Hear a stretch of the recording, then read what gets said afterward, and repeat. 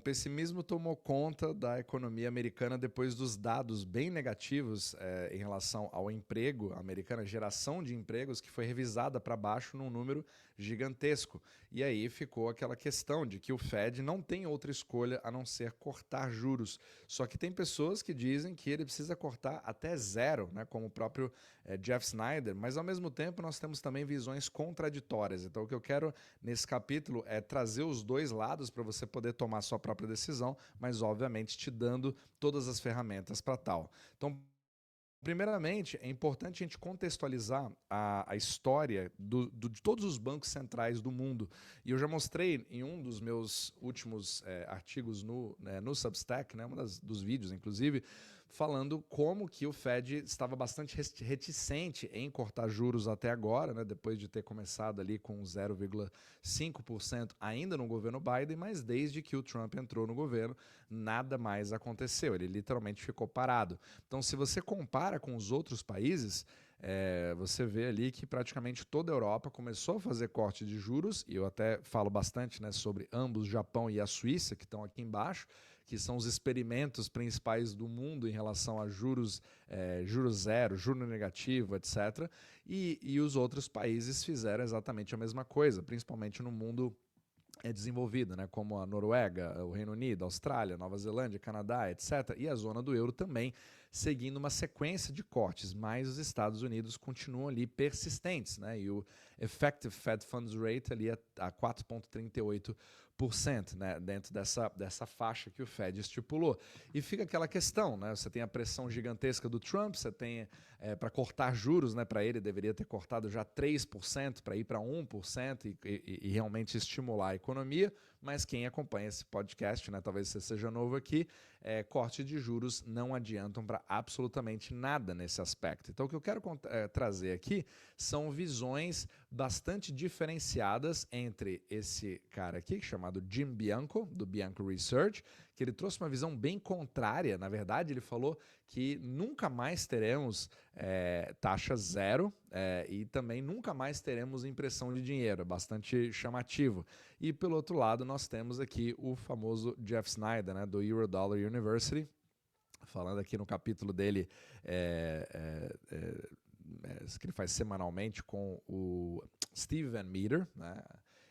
Ele fala justamente, ele é extremamente bearish, né? Para ele sempre vai perder ali, em algum momento o Fed vai perder o controle e você vai ter vários cortes de juros. Então eu quero trazer essas duas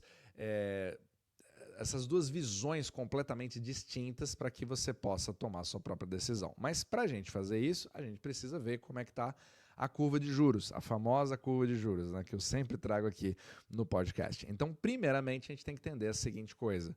Os juros dos Estados Unidos não pertencem aos Estados Unidos, eles pertencem ao mundo inteiro. Então é importante contextualizar isso e você também separar esse gráfico em duas partes. Os juros de curto prazo, que são esses da esquerda, e os juros de longo prazo, que são esses aqui que vão para a direita. Eles têm funções completamente diferentes. Então, se você olha essa parte aqui da esquerda, para colocar na sua cabeça, isso aqui é colateral, ou seja, é usado por todas as instituições bancárias do mundo para obter empréstimos, usando isso como a melhor calção de todas. Por que as dívidas de curto prazo são assim? Porque elas são mais estáveis no seu preço, elas são extremamente líquidas. E é isso inclusive, que é o foco do Tesouro, é isso que o Scott Bessent vem fazendo. O outro lado, que são os juros a partir de 10 anos, né, que é usado para mortgages, e os 20 de 30 anos, que são os de muito longo prazo, eles são basicamente uma aposta em relação ao futuro dos Estados Unidos e em relação às expectativas de inflação e crescimento. Então, se você detém um título da dívida pública mais de longo prazo, você acaba tendo a expectativa de que algo vai baixar ou vai subir, certo? Então, por enquanto, nós temos uma certa expectativa meio travada, né? Ela está assim, relativamente alta, mas está até baixando. Então, não sabemos ainda. Fica uma coisa bem indecisa ainda. Então, é por isso que eu quero trazer essas duas versões. Então, o Jim Bianco, ele trouxe uma coisa bem forte em relação à economia real. Então, o que ele fala aqui? Ele fala literalmente que nós estamos diante de um ciclo que está voltando à normalidade. Nós tivemos ali 5.000 anos de história e somente entre os anos 2010 a 2020 nós tivemos uma história de juros zero, juros negativos, aquela coisa extremamente abundante, e nós agora vamos nos acostumar com um novo normal, porque afinal de contas nós estamos numa economia americana que literalmente tem cada vez menos pessoas nascendo, e agora a imigração, que era a grande força que fazia os Estados Unidos serem a exceção de toda essa crise demográfica que todo mundo está passando, né? Pelo menos o mundo desenvolvido está passando, agora estancou porque não tem mais imigração nos Estados Unidos da forma que tinha antes. Então isso acaba fazendo com que nós tenhamos que ter um crescimento no salário se você quiser focar no crescimento americano. E, ao mesmo tempo, nós também temos... Então, é uma inflação salarial. Esse é o primeiro argumento dele.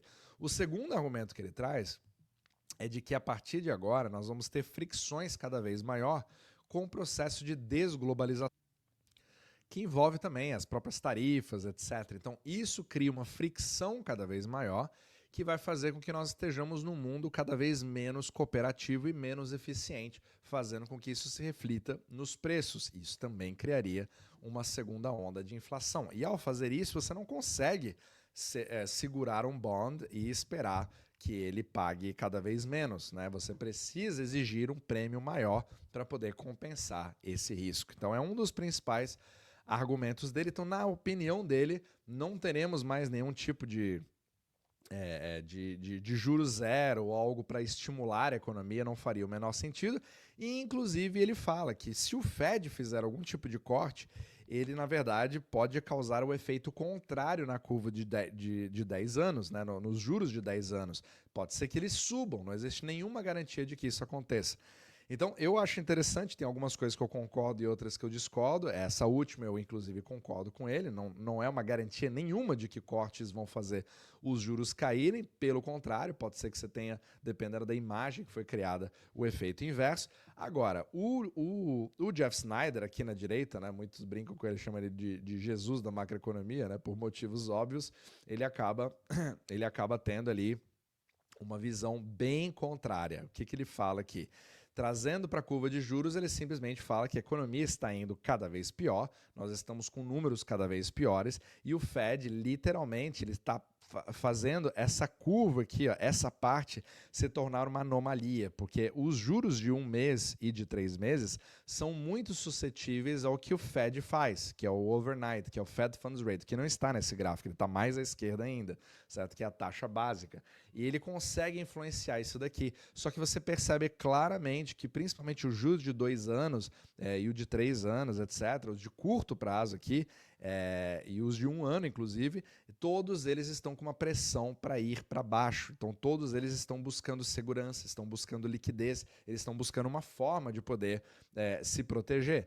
Aqui, no longo prazo, na opinião dele, isso também está sendo trazido para baixo, e é uma questão de tempo para o Fed literalmente cortar de forma tardia, como ele sempre faz, como ele já fez no passado, para ir para juros zero. Ele tem literalmente a certeza de que toda aquela dinâmica que eu falei aqui, no Substack, mostrando esse gráfico aqui novamente, que o Fed vai acabar seguindo todo mundo, né? Caso contrário, ele vai criar sérios problemas, não somente para os Estados Unidos, mas para o resto do mundo, pelo diferencial de juros está forte demais. E isso vai criar um dólar mais forte, vai acabar trazendo capital demais para cá, e isso cria problemas para o resto do mundo, inclusive para o próprio governo americano, que adoraria fazer os Estados Unidos exportarem mais, percebe? Então, tudo são duas formas diferentes de você ver, mas é claro que isso cria uma mega confusão, né? Então, se às vezes você tiver em dúvida como investir, como fazer, você pode seguir o meu Substack. Eu tenho um link aqui na descrição abaixo com vários artigos exclusivos.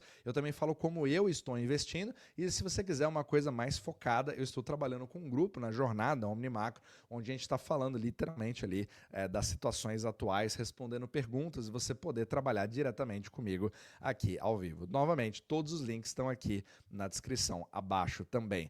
Então, vai ser interessante ver essa dinâmica, né, da curva de juros, principalmente baseado no fato de que agora o mercado ele já está precificando um corte, né? Então, aqui o mercado de apostas, o Polymarket, ele é excelente para isso. Ele já mostra aqui com 76% de chance que vai ter um corte em setembro de 25 basis points, né? Pontos percentuais.